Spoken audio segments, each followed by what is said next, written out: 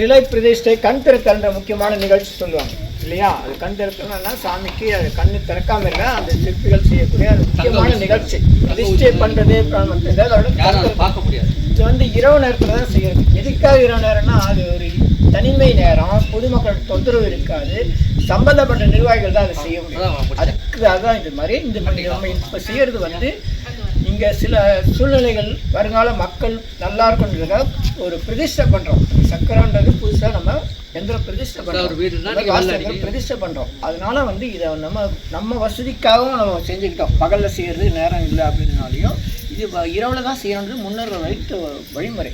பகலில் செய்யக்கூடாதுன்னு இல்லை, ஆனால் பகலில் செய்யறத விட இரவு நேரத்துக்கு வந்து இந்த ராககாலம் என்ன கண்டா இதெல்லாம் கிடையாது. இரவில் வந்து எது செஞ்சாலும் உங்களுக்கு சுத்தமான நேரம், அதுக்காக தான் செய்யுது.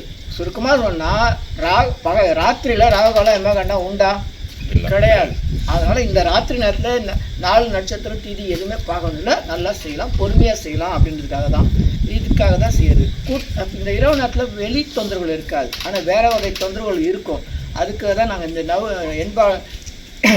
எண் திசை பாலகர்களுக்காக தான் நம்ம சிறப்பு இந்த பூஜையை செய்யுது. இதை வந்து இரவில் தான் செய்யணும். இப்போ இது வந்து எதுக்காக அமைச்சிருக்கேன்னா என் திசை பாலகர்களுக்காக இந்த கலசத்தை அமைச்சிருக்காரு.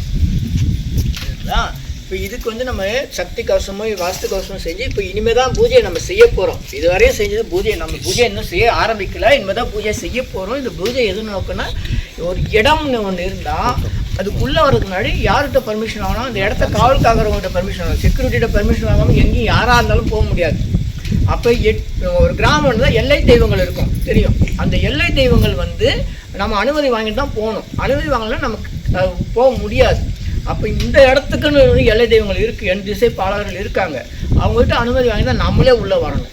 நம்ம இடமா இருந்தாலும் வரணும். அதெல்லாம் தாண்டி இவ்வளோ தூரம் வந்துட்டோம். இந்த குறைபாடுகளை நீக்கிறதுக்கு தான் முதல் குறைபாடு.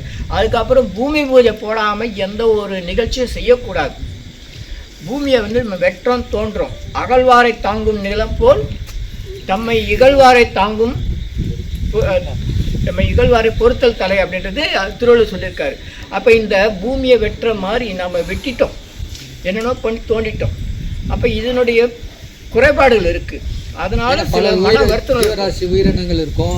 பூமிக்குள்ளே எத்தனை சித்தர்கள் சமாதி ஆனவங்க தெரியாது, எத்தனை ஆனவங்க முடியாது. அப்போ அவங்களுக்கு தொந்தரவு கொடுத்துருக்கலாம். அந்த மாதிரி சூழ்நிலைகளை மாற்றி அமைச்சு இந்த இடத்துல தெய்வ சக்தியை அதிகரிக்கிறதுக்கு தான் வந்து நம்ம வாஸ்து யந்திரத்தை பிரதிஷ்டை பண்ணுறோம்.